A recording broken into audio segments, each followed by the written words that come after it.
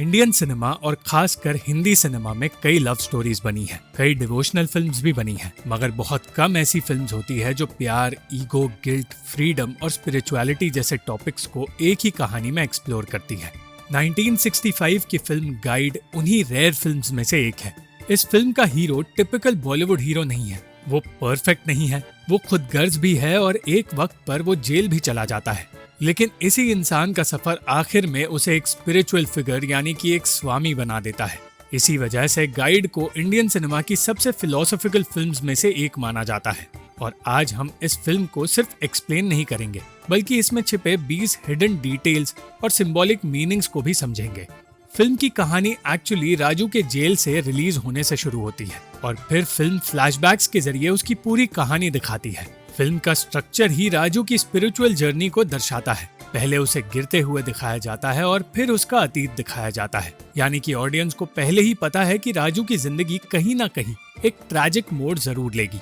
राजू एक tourist guide है जो ट्रैवलर्स को ऐतिहासिक साइट्स दिखाता है। उसकी पर्सनालिटी काफी चार्मिंग है। वो लोगों को कहानियां सुनाकर इम्प्रेस करता है क्योंकि वो जानता है लोगों को इम्प्रेस किया कैसे जाता है। और राजू का प्रोफेशन या उसका काम ही इस फिल्म का सबसे बड़ा मेटाफर है। वो लोगों को रास्ता दिखाता है और अंत में वो लोगों का स्पिरिचुअल गाइड बन जाता है।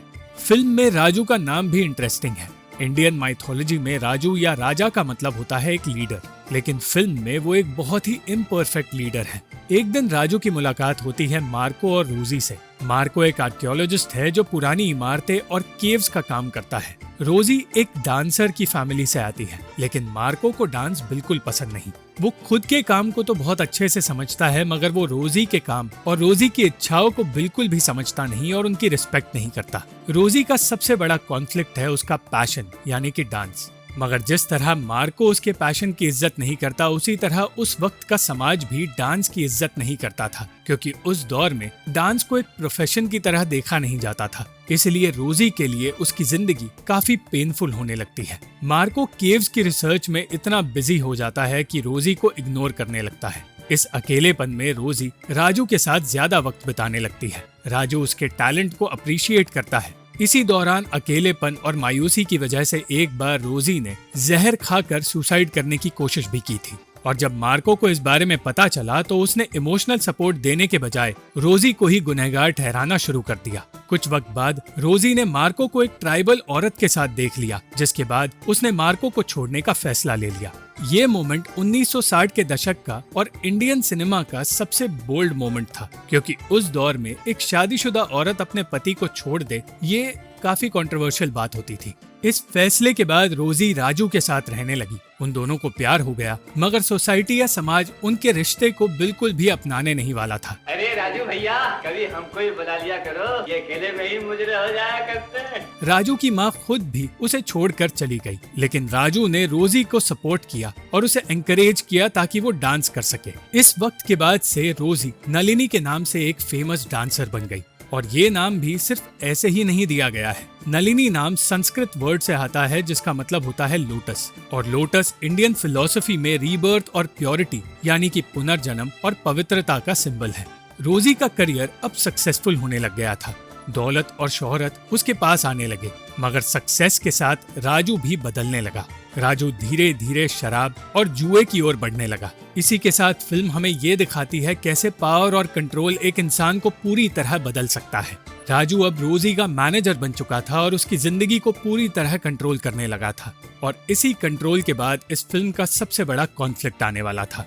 मार्को रोजी के नाम से एक ज्वेलरी बॉक्स रिलीज करवाना चाहता था। ये देखकर राजू को जलन महसूस हुई और उसने रोजी का साइन फोर्ज करके उसे धोखा दे दिया। ये गुनाह एक्चुअली पैसों के लिए नहीं था, बल्कि इनसिक्योरिटी के लिए था। और यही गुनाह राजू के कैरेक्टर का सबसे बड़ा डाउनफॉल उसके पास लाएगा। इस गुनाह को करने की वजह से राजू को जेल की सजा मिल गई, मगर इस फिल्म में राजू की जेल की जिंदगी को डिटेल में नहीं दिखाया गया, क्योंकि डायरेक्टर विजय आनंद चाहते थे कि इस फिल्म का फोकस सजा पर नहीं बल्कि ट्रांसफॉर्मेशन पर हो।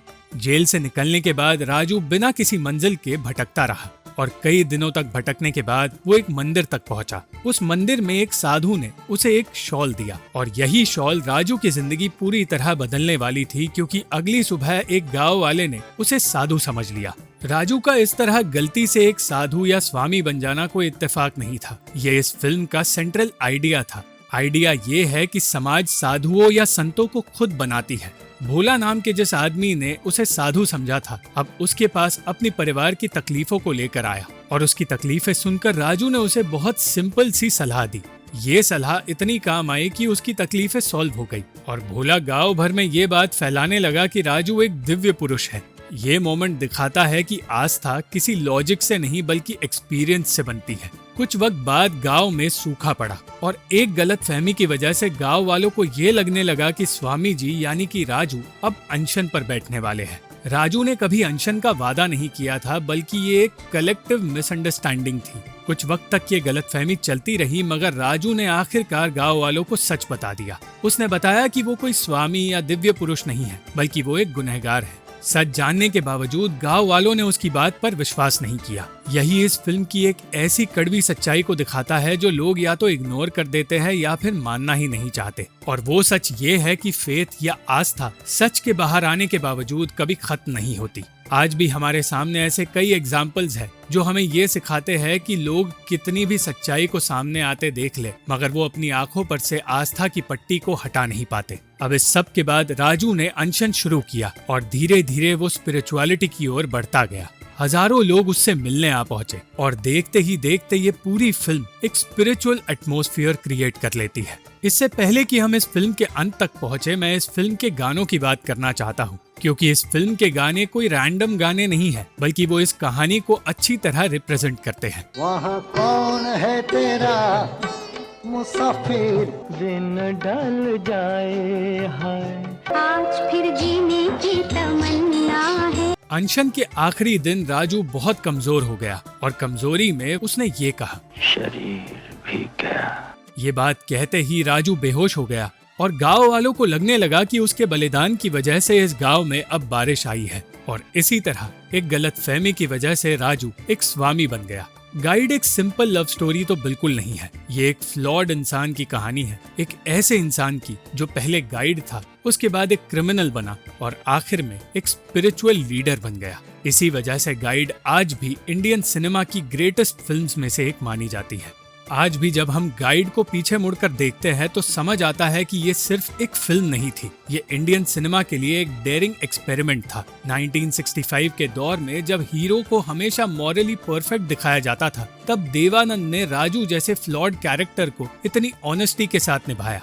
एक ऐसा आदमी जो गलतियां करता है, गिरता है और फिर अपने सफर में स्पिरिचुअलिटी तक पहुंच जाता है। इस कहानी को इतनी सेंसिटिविटी और सिनेमैटिक ब्रिलियंस के साथ स्क्रीन पर लाया गया है, इसके लिए विजय आनंद की सराहना की जानी चाहिए, जिन्होंने स्टोरी टेलिंग, म्यूजिक और सिंबोलिज्म को इतनी खूबसूरती से ब्लेंड किया। और सबसे बोल्ड बात यह है कि फिल्म एक ऐसी औरत की कहानी भी बताती है जो अपनी पहचान और आजादी के लिए समाज के खिलाफ खड़ी हो जाती है, जो उस वक्त के सिनेमा के लिए ऑलमोस्ट रिवॉल्यूशनरी था। इसलिए गाइड सिर्फ एक क्लासिक नहीं, बल्कि एक टाइमलेस सिनेमैटिक स्टेटमेंट है जो हर जनरेशन को नए तरीके से सोचने पर मजबूर करती है। Thank you for watching this video. अगर आपको ये वीडियो पसंद आई तो इस वीडियो को लाइक, शेयर और इस वीडियो पर कॉमेंट जरूर करें और इस चैनल को सब्सक्राइब करना मत भूलना।